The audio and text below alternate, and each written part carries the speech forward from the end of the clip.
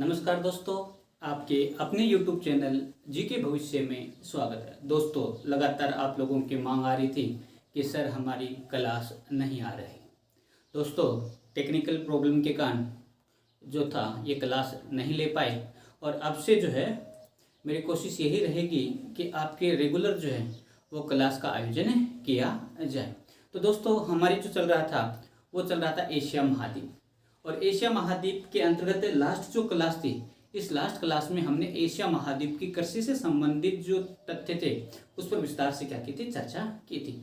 आज जो हम पढ़ेंगे, जो ऐसी चीज़ पढ़ेंगे जो हमारे कंपटीशन एग्जाम में बहुत इम्पोर्टेंट रहती है, क्योंकि लगातार जो है हमारे जो प्रश्न पूछने के जो तरीके हैं कॉम्पिटिटिव एग्जाम में, यानी परीक्षा में लगातार जो है वो मॉडिफाई पेपर बनाया जा रहा है, यानी रटन पद्धति जो है उसको जो है वो सुधारा जा रहा है। रटे रटाए जो प्रश्न है वो कंपटीशन एग्जाम में वर्तमान में नहीं पूछे जाते, और कुछ जो हैं प्रश्न ऐसे होते हैं जो थ्योरेटिकल दृष्टि से बहुत इम्पोर्टेंट होते हैं।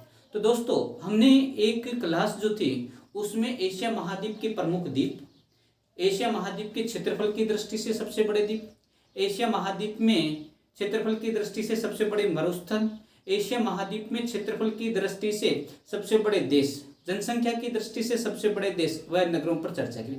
आज जो अब हम पढ़ने जा रहे हैं वो हम पढ़ेंगे कि एशिया महाद्वीप के प्रमुख जो मरुस्थल है उनकी अवस्थिति कहाँ पे है। तो दोस्तों, अगर एशिया महाद्वीप के हम मरुस्थल की बात करते हैं तो एशिया महाद्वीप में जैसे ही हम मरुस्थल की बात करते हैं, और मरुस्थल हमने कहा था दोस्तों कि ऐसा भौगोलिक क्षेत्र जहां पे वर्षा जो है वो 25 सेंटीमीटर से कम होती हो और वनस्पति का अभाव होता हो, उससे हम क्या कहते हैं, मरुस्थल की श्रेणी में रखते हैं। दोस्तों, अगर वर्षा मैं कहूँ बालुका क्षेत्र में होती है तो वहां पे बालुका मरुस्थल का निर्माण होता है। अगर पर्वतीय पठारी जो क्षेत्र है वहां पे वर्षा नहीं होती और वनस्पति नहीं होती, उससे हम पठारी मरुस्थल के रूप में क्या करते हैं, जानते हैं। अगर ऐसे क्षेत्र जहां पे वर्षा ना होकर बर्फ गिरती है और उस बर्फ के कारण जो है वो वनस्पति का नहीं उग पाना जो है उसे हम कहते हैं शीत मरुस्थल। जैसे दोनों जो ध्रुव हैं वो किसके उदाहरण है, शीत मरुस्थल के उदाहरण। तो मरुस्थल क्या कहेंगे, ऐसे भौगोलिक क्षेत्र जहां पे वर्षा की मात्रा बहुत कम होती है और वनस्पति का क्या पाया जाता है, अभाव पाया जाता है। और आप सबको पता है अगर वर्षा कम होती है, वनस्पति का अभाव होता है, वहां पर मानव के लिए अनुकूल भौगोलिक दशाएं नहीं होती, इसलिए वहां पर मानव जो है वो निवास नहीं करते हैं, बहुत कम निवास। अगर कहता हूं कि 1 वर्ग किलोमीटर में एक व्यक्ति या 2 व्यक्ति से कम जो लोग हैं वो क्या करते हैं, निवास करते हैं। तो दोस्तों, अगर हम बात करते हैं मरुस्थल में, तो सबसे पहला जो मरुस्थल है वो है गोबी का मरुस्थल, और गोबी का जो मरुस्थल है वो पठारी मरुस्थल है। कैसा है, पठारी मरुस्थल है। दोस्तों, गोबी का जो मरुस्थल है वो मुख्य रूप से कहां पर विद्यमान है, ये जो गोबी का मरुस्थल है ये मुख्य रूप से हम कहें 2 देशों में, यानी एक ही देश कह दें, एक तो चीन है और एक जो है मंगोलिया, यहां पर ये पथरीला मरुस्थल क्या है, विद्यमान है। और ये जो पथरीला मरुस्थल है विश्व के सबसे बड़े पथरीले मरुस्थलों में क्या करता है, अपना स्थान रहता है। तो दोस्तों, पहला जो मरुस्थल एशिया महाद्वीप में हमने किया है वो कौन सा किया है, गोबी का मरुस्थल। और गोबी का जो मरुस्थल है वो पथरीला मरुस्थल है, और कौन से देश में अवस्थित है, मुख्य रूप से चीन देश में। और मंगोलिया पर किसका अधिकार है, चीन का अधिकार। अगर हम कहें चीन और मंगोलिया में जो पठारी मरुस्थल है वो कौन सा है, गोबी का मरुस्थल। दूसरा जो मरुस्थल है वो भी चीन में, और ये जो मरुस्थल है इस मरुस्थल को कहते हैं तकला माकन का मरुस्थल। कौन सा मरुस्थल, तकला माकन का जो मरुस्थल है वो भी कहां पे है, चीन में। और अंतर पर्वतीय मरुस्थल के रूप में क्या किया जाता है, चिन्हित किया जाता है। तो 2 मरुस्थल जो है वो हमने कहां पर पढ़े हैं, चीन में पढ़े हैं। दोस्तों, पहला हमने पढ़ा है कौन सा, गोबी का मरुस्थल, और दूसरा जो है वो हमने पढ़ा है तकला माकन का मरुस्थल। दोस्तों, जो तीसरा जो मरुस्थल है ये मरुस्थल अपने भारत और पाकिस्तान में अवस्थित है, और इस मरुस्थल को कहा जाता है थार का मरुस्थल। दोस्तों, थार का जो मरुस्थल है इसे पाकिस्तान में चोलिस्तान के मरुस्थल के नाम से जाना जाता है। चोलिस्तान का मरुस्थल। दोस्तों थार का मरुस्थल या थली का मरुस्थल सीमावर्ती भाग में, भारत के सीमावर्ती जो क्षेत्र है वहां पे थली के मरुस्थल के नाम से क्या करते हैं, इसे संबोधित करते हैं। दोस्तों इस मरुस्थल की विशेषता ये है कि बहुत सारे जो भूगोलवेत्ता हैं इसे मरुस्थल की श्रेणी में नहीं रखते हैं। क्यों? क्योंकि यहाँ पे जो वर्षा है वो 25 से 50 सेंटीमीटर के मध्य होती है और इस कारण से यहाँ पर सघन वनस्पति पाई जाती है। अगर वनस्पति है तो यहाँ पर जो मानव समुदाय है वो बहुतायत में क्या करते हैं, निवास करते हैं। तो इसीलिए ये विश्व का सर्वाधिक जनसंख्या रखने वाला मरुस्थल भी कौन सा है, थार का मरुस्थल। या विश्व में सर्वाधिक जैव विविधता रखने वाला मरुस्थल कौन सा है, थार का मरुस्थल। विश्व में सर्वाधिक संपन्न जो मरुस्थल है वो कौन सा है, थार का मरुस्थल। और हम कहें कि ये जो मरुस्थल है थार का मरुस्थल, ये सर्वाधिक युवा मरुस्थल के रूप में भी क्या है, विश्व में सर्वाधिक युवा मरुस्थल जो है वो कौन सा है, थार का मरुस्थल, जहां पर मनुष्य की जो आबादी है वो सर्वाधिक पाई जाती है। जैसे हम राजस्थान के संदर्भ में ले लेते हैं, यहाँ पर पश्चिमी राजस्थान में अभाव जो है 50 व्यक्ति प्रति वर्ग किलोमीटर से अधिक, मैं कहूँ 100 व्यक्ति प्रति वर्ग किलोमीटर जो है वो जनघनत्व क्या किया जाता है, पाया जाता है। इसलिए इससे विश्व का सर्वाधिक सघन बसा मरुस्थल भी क्या करते हैं, मानते हैं। और इसी कारण से कुछ भूगोलवेत्ता जो है इसे मरुस्थल की श्रेणी में नहीं रखते हैं। किसकी श्रेणी में नहीं रखते हैं, मरुस्थल की श्रेणी में नहीं रखते। नेक्स्ट जो दोस्तों है वो है रब अल खली का मरुस्थल।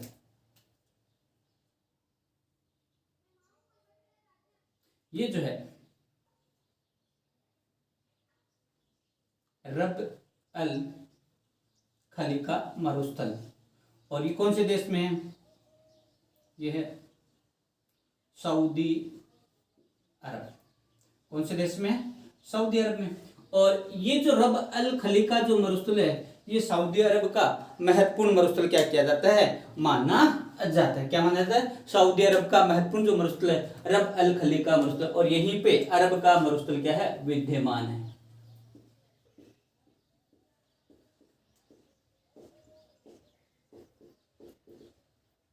अरब का मरुस्थल जो है, जो हमने बात की थी राजस्थान की ज्योग्राफी जब हमने पढ़ी थी कि अरब का मरुस्थल थार का मरुस्थल है, ये ग्रेट पैलियो आर्टिक अफ्रीकी जो मरुस्थल है उसका पूर्वी अग्रिम विस्तारित क्या माना जाता है, रूप माना जाता है। तो दोस्तों अरब का मरुस्थल कौन से, आपको पता है सऊदी अरब, यमन, अमन, ओमान, साउथ, ये जो बेल्ट है यहाँ पर जो है कौन सा मरुस्थल पाया जाता है, सऊदी अरब का, ये अरब का मरुस्थल पाया जाता है। और सऊदी अरब में रब अल खली का मरुस्थल क्या किया जाता है, पाया जाता है। अगर भारत और पाकिस्तान में बात करें तो दोस्तों वो है थार का मरुस्थल, जैसे पाकिस्तान में चोलिस्तान का मरुस्थल, या दोनों को औसतन रूप से हम पश्चिमी मरुस्थल के रूप में क्या करते हैं, चिन्हित करते हैं। चीन में हमने दो मरुस्थल बात किया, गोबी का मरुस्थल, तकला माकन का जो है मरुस्थल, यह हम कहते हैं मंगोलिया का मरुस्थल। और मंगोलिया का मरुस्थल भी जो है वो गोबी के मरुस्थल का ही जो उत्तरी जो विस्तार है उसे क्या कहा जाता है, मंगोलिया का मरुस्थल कहा जाता है। दोस्तों इसका जल्दी से स्क्रीनशॉट लीजिए, उसके बाद में हम आगे की क्या करते हैं,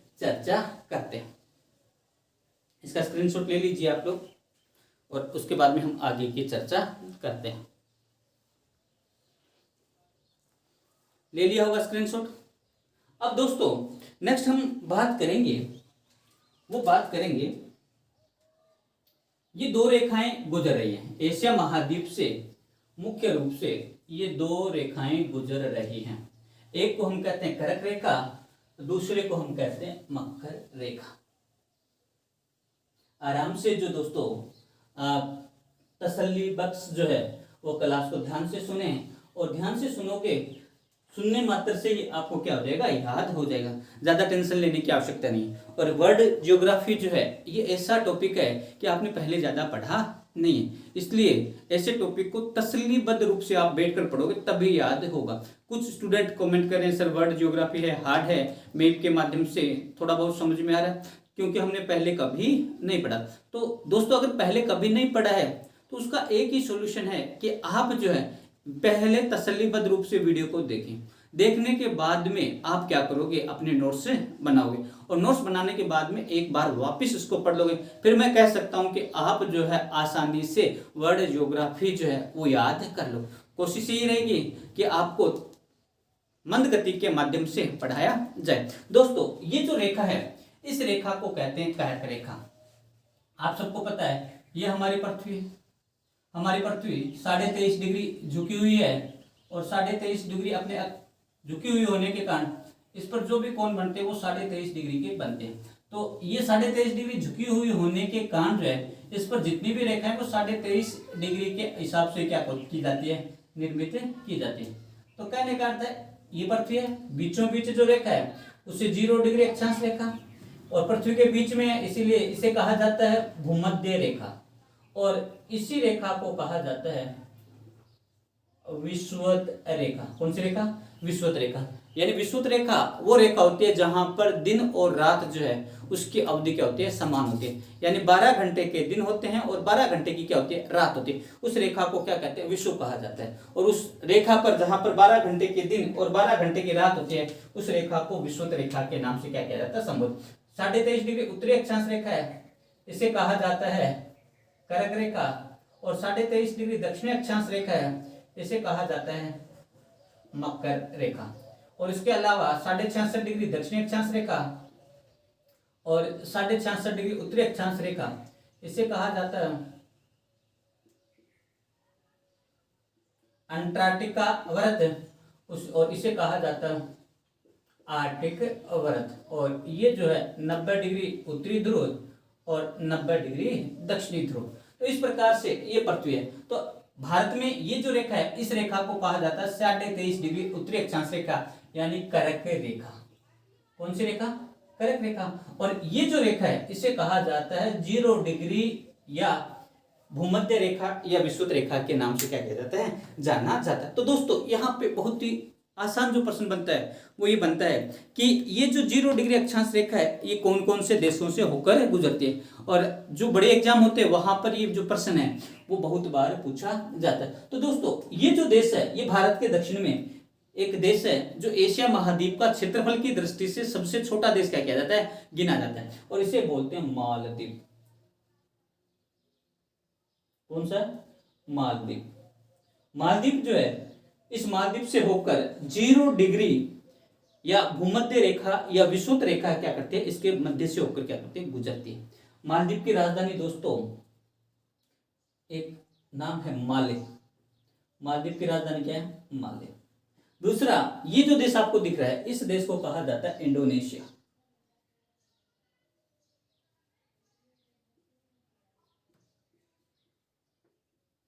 इंडोनेशिया।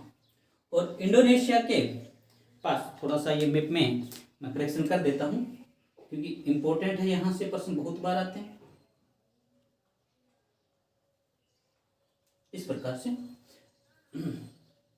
ये इंडोनेशिया नीचे वाला हिस्सा है, ऊपर वाला सिंगापुर है। ये जो है ये इंडोनेशिया यानी जावा, सुमात्रा जो है, साल्विया, बोर्निया, ये जो है अलग अलग जो द्वीप हैं ये क्या कहा जाता है, माने जाता है। मैं कहूं कि एशिया महाद्वीप के कौन से देशों से होकर 0 डिग्री भूमध्य रेखा या विषुवत रेखा गुजरती है, तो दोस्तों कौन से देश हैं? 2 देश हैं। पहला जो देश है उसका नाम है मालदीव, दूसरा जो देश है उसका नाम है इंडोनेशिया। कौन सा? इंडोनेशिया। और इंडोनेशिया जो है दोस्तों, इस इंडोनेशिया की जो राजधानी है इस राजधानी का नाम है जकार्ता। क्या नाम है? जकार्ता। यहां पे है जकार्ता।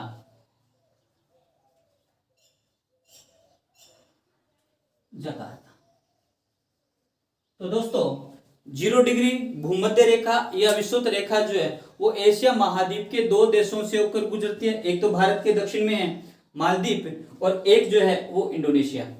मालदीव की राजधानी माले है और इंडोनेशिया की राजधानी वर्तमान में क्या है? जकार्ता। अब प्रश्न बहुत बार जो है वो ये पूछा जाता है कि एशिया महाद्वीप के कौन से देश की जो राजधानी है वो इस 0 डिग्री अक्षांश या भूमध्य रेखा के सर्वाधिक नजदीक मानी जाती है। और अगर हम ये बात करेंगे तो वो जो देश है, तो ये जो देश है ये जो अभी मैंने आपको बताया था ये है सिंगापुर।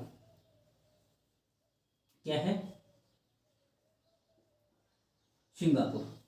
और सिंगापुर की जो राजधानी है वो भी क्या? सिंगापुर है। क्या है? सिंगापुर। तो दोस्तों ये एक बहुत ही इंपॉर्टेंट प्रश्न है। इंपॉर्टेंट इसलिए कि 2 देश हैं और दोनों देशों की राजधानी सिंगापुर की जो राजधानी है सिंगापुर उससे क्या है? दूर अवस्थित है।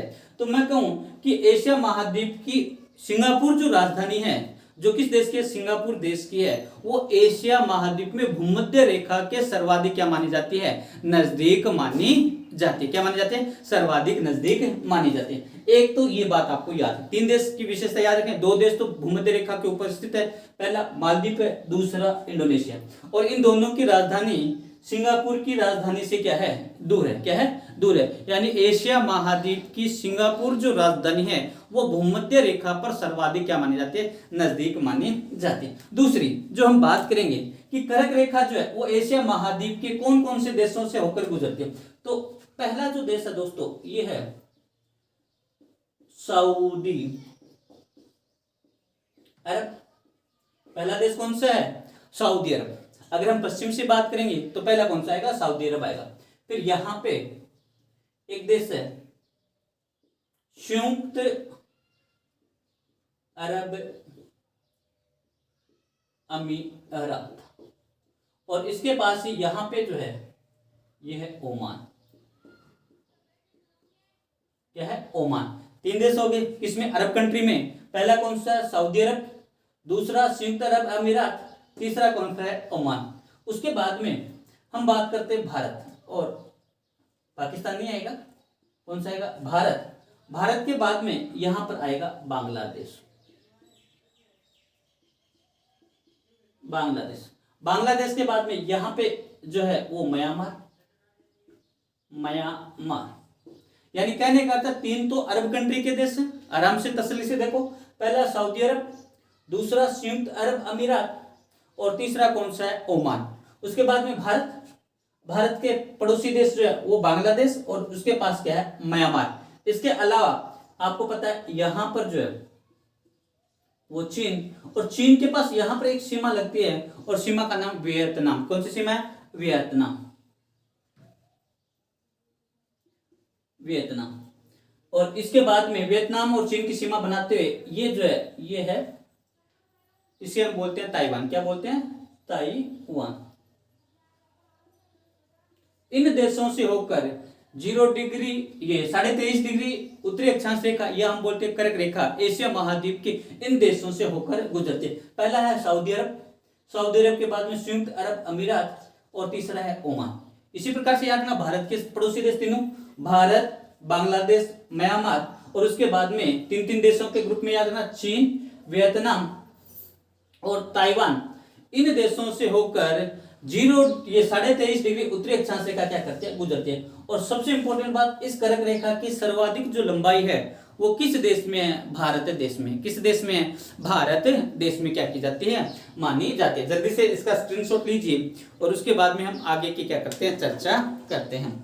जल्दी से जल्दी आप स्क्रीनशॉट ले लीजिए, और उसके बाद में हम आगे की चर्चा करते हैं। दोस्तों ले लिया होगा स्क्रीनशॉट। अब हम जो है इससे आगे हम बात करते हैं। अब आगे जैसे ही बात करेंगे, चलो पहले यहीं पे बता देते हैं, अभी जो जापान देश है वो हमेशा जो है वो चर्चा का विषय बना रहता है। और ये जो जापान है इसमें अनेक जो द्वीप है वो क्या किए जाते हैं, मानचित्र में दिख रहा होगा आपको जापान।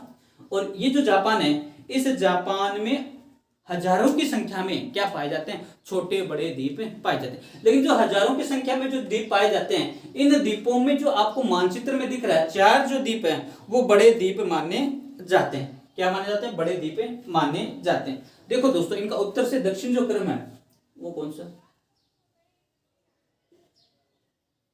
होक्काइडो,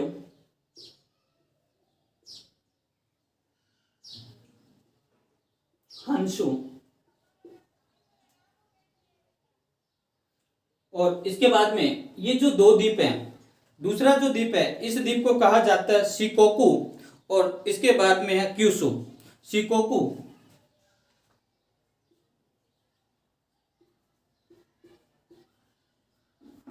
और ये है क्यूशू द्वीप। कौन सा द्वीप है, क्यूशू द्वीप। यानी सबसे उत्तर में जो द्वीप है वो होक्काइडो है, होक्काइडो के दक्षिण में होन्शु द्वीप है, होन्शु के दक्षिण में ये जो द्वीप है छोटा सा ये है शिकोकू, और शिकोकू के दक्षिण में क्यूशू द्वीप। दोस्तों हॉन्शु जो द्वीप है, इस हॉन्शु द्वीप पर जापान की जो राजधानी है, कौन सी राजधानी है, टोक्यो।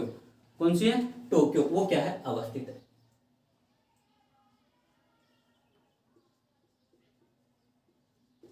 और ये जो देश है इस देश को कहते हैं कोरिया, दक्षिणी कोरिया।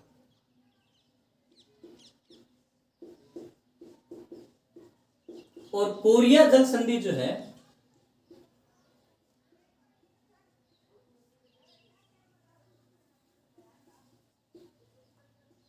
कोरिया जल संधि जो है वो एशिया की मुख्य भूमि को जापान देश से क्या करता है, अलग करता है। क्या करता है, जापान देश से अलग करता है। यानी उत्तरी कोरिया, दक्षिणी कोरिया, कोरिया जो प्रायद्वीप है, इस दक्षिणी कोरिया द्वीप को या दक्षिणी कोरिया देश को जापान से अलग करने वाली जो जल संधि है उसे क्या कहा जाता है, उसे कहा जाता है कोरिया जल संधि। क्या कहा जाता है, कोरिया जल संधि के रूप में क्या किया जाता है, जाना जाता है। दोस्तों आप सबको पता है कि जापान जो है वो एशिया में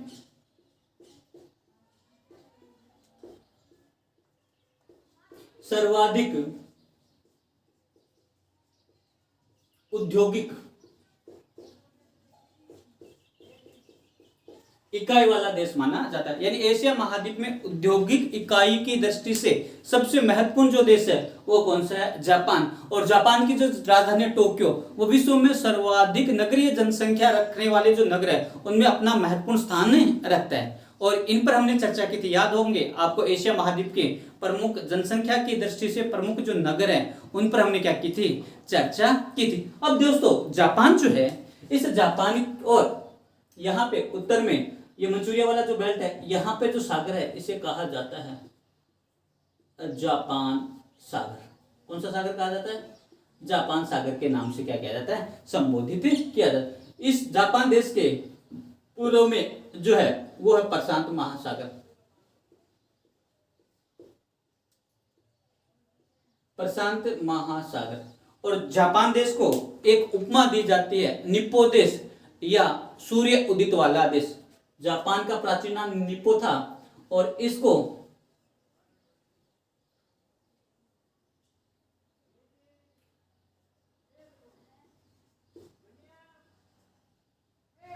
सूर्य उदय वाला जो देश है वो क्या कहा जाता है, माना जाता है। तो दोस्तों आप सबको पता होगा कि निप्पो जापान के प्राचीन जो नाम है उनके संदर्भ में इसे क्या किया जाता है, माना जाता है। दूसरा सूर्य उदय वाला जो देश है, देखो मध्य रात्रि वाला सूर्य का देश वो हम कहेंगे नॉर्वे, क्योंकि वहां को रात्रि 2 से 3 बजे के मध्य जो है वो सूर्य का प्रकाश दिखाई देता है। यूरोप महाद्वीप करेंगे तब विस्तार से चर्चा करेंगे। जबकि जापान को सूर्य उदय वाला देश की संज्ञा क्या दी जाती है, दी जाती है। क्यों, क्योंकि पूर्व में स्थित होने के कारण सबसे पहले जो सूर्य की जो किरणें हैं वो कहाँ पे पड़ती है, जापान में पड़ती है। तो दोस्तों ये जो अब देखो दोस्तों, जापान जो है, इस जापान को हम एक विशेष टॉपिक में पूरी क्लास में जापान के रूप में क्या करेंगे, समझेंगे। क्योंकि यहाँ के औद्योगिक प्रदेश, यहाँ के ये जो द्वीप हैं, यहाँ के मैदान, यहाँ की प्रमुख जो सभ्यताएं हैं उनको ध्यान में रखते हुए जापान की 15 से 30 मिनट की जो क्लास होगी अपनी, उस क्लास के प्रत्येक पॉइंट में हम जापान को समझेंगे। क्यों, क्योंकि कंपटीशन एग्जाम में जापान से संबंधित जो प्रश्न है वो बहुत महत्वपूर्ण। अभी हम औसतन रूप से जापान की मुख्य जो विशेषता है उस पर हम क्या कर रहे हैं, चर्चा करें कि जापान के कौन से 4 द्वीप हैं, इसका उपनाम क्या है, इसके कौन कौन से सागर जो हैं उसको क्या करते हैं, अलग करते हैं। और यहाँ तक कि आरएस मेन के एग्जाम में भी छोटे जो 50 शब्दों के जो प्रश्न होते हैं वो भी यहाँ से क्या किए जाते हैं, पूछे जाते हैं। तो दोस्तों इस दृष्टि से हम जो है जापान को विशेष रूप से क्या करेंगे, समझने की कोशिश करेंगे। तो दोस्तों एक बार ये हम क्या करते हैं, चर्चा करते हैं। उसके बाद में हम जो बात करेंगे वो बात जो है किसकी करेंगे, वो बात हम करेंगे चीन की। किसकी बात करेंगे, चीन की। और चीन जो है वो एशिया महाद्वीप में चाहे कृषि के संदर्भ में बात करो, चाहे उद्योग धंधों की बात करो, खनिजों की बात करो, सब में चीन जो है वो अग्रणी देश बना। दोस्तों ये जो चीन है इसमें हमने बात की थी यहाँ पे लोइस का मैदान। कौन सा मैदान, लोइस का मैदान। और ये जो लोइस है दोस्तों, वैसे लोइस का जो मैदान है इसका जो नामकरण है वो यूरोप महाद्वीप का जो फ्रांस देश है उस फ्रांस देश में सहारा मरुस्थल की उड़ी हुई मिट्टी का क्या पाया जाता है, जमाव पाया जाता है। और गांव के नाम के आधार पर उस मैदान को क्या कहा जाता है, लोइस का मैदान। और विश्व में उस प्रकार के जमाव जहां जहां दिखाई देते हैं उसे उस देश में क्या नाम दिया, लोइस कहा जाता है। लेकिन विश्व में सर्वाधिक जो महीन मिट्टी का जो जमाव है लोइस का वो कहाँ पे है, चीन में। सर्वाधिक लोइस का जो जमाव है चीन में, इसीलिए इस मिट्टी के जमाव को हम लोइस का पठार या लोइस के मैदान के रूप में क्या करते हैं, संबोधित करते हैं। और महीन मिट्टी है, यानी यहाँ की मूल मिट्टी नहीं है, ये मूल मिट्टी कहीं और से अपवाह के साथ क्या किए, यहाँ पे पहुंची, यानी वायु के द्वारा इस मिट्टी का जमाव यहाँ पर हो गया है। आपको जो याद रखना है, लोइस का जो मैदान है वो कहाँ पे है, चीन में। लोइस का पठार कहाँ पे है, चीन में। और लोइस का जो ये पठार या मैदान है, ये विश्व के उपजाऊ मैदानों में क्या किया जाता है, गिना जाता है। तो दोस्तों आज जो है अपनी इस क्लास में हम इतना ही पढ़ेंगे, क्योंकि थोड़ा थोड़ा करके अगर हम पढ़ेंगे तो हमें याद करने में आसानी होगी और उसके साथ साथ हमें जो पढ़ने का जो इंटरेस्ट है वो भी क्या होगा, बड़ा बढ़िया लगेगा। तो दोस्तों क्यों, क्योंकि जब तक इंटरेस्ट नहीं होगा हम बढ़िया तरीके से नोट्स नहीं बना। अब हमने छोटा सा टॉपिक किया है और इसको आप आसानी से पढ़ लोगे, आसानी से इसके खुद के जो नोट्स हैं वो क्या कर लोगे, तैयार कर लोगे। और अगर खुद के नोट्स तैयार करोगे तो आपको ज़्यादा दिक्कत नहीं आएगी। तो दोस्तों इस YouTube चैनल पर जो नए बच्चे हैं वो अगर पढ़ाया हुआ पसंद आए तो चैनल को सब्सक्राइब करें और लाइक व शेयर अधिक से अधिक करें, ताकि प्रत्येक बच्चे को जो है इस चैनल का क्या हो, फायदा हो।